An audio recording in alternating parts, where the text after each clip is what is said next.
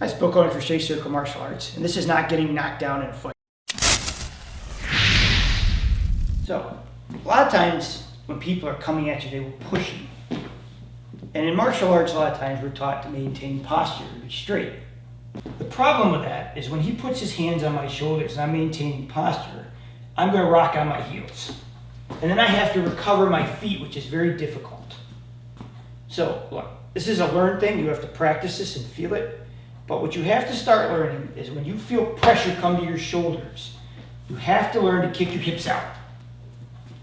Because what happens is by dropping my weight a little forward, it puts me on the balls of my feet. So when he pushes now, I can take these short, choppy steps that I need to do. So as I come this way, I can chop and I can come in. If I stay up high, I am going down, and this is the worst position I can be in. Now, a lot of styles teach you to go around your opponent, which is fine if they're coming on a very hard, committed swing like this, and then you can just move.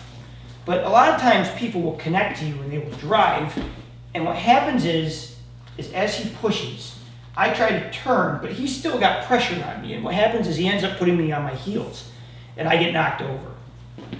What I like to do personally is I'm going to do this big. I mean, it's not going to be this big in real life.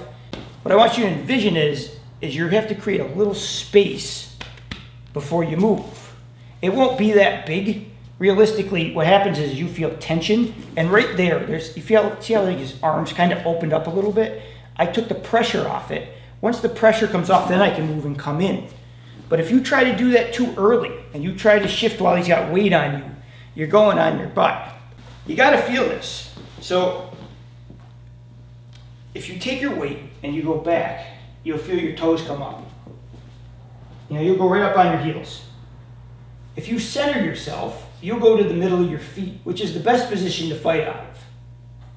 But if you're getting thrown, you're going to have to sacrifice that position a little bit to get on the balls of your feet. And if you go like this and you take your chest forward a little bit and kick your hips out, you'll feel the weight shift to the front of the feet. And when you do that, it allows you to move. Also, it allows you to counter. So many people, what they do is when they get pushed, they make that step, and then they step this way, like flat on their heels. And then they have to reestablish themselves to come counter. If you watch as I come, I still maintain that chest forward a little bit and that hips out. Because what that does is that puts me on my heel and allows me to drive instantly. So as he pushes and I move my shift, I can come right back in. But if he pushes and I turn, now I have to reestablish and go, which takes a long time. Getting knocked down is a function of how good your feet are. Most people plod, they take big steps, but the reality is if he grabs me and he starts moving me, again, drill, not a fight, don't get wild with this. He starts moving me around, what keeps me alive is my feet.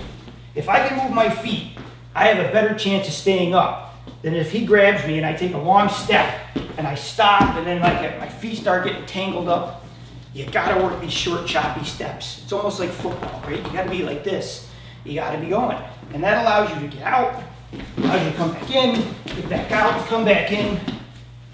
And that's what your footwork is. So most people think staying up in a fight is being able to out-muscle somebody. It's not. It's about you moving your feet and keeping him off balance and not allowing him to get a good bite on you. If you can maintain those feet, you've got a much better chance of staying up. Thank you for watching. Please like and subscribe. Ask questions, leave comments. We've had tremendous growth with this channel recently, and I appreciate everything you guys have done for me. Let's keep it up.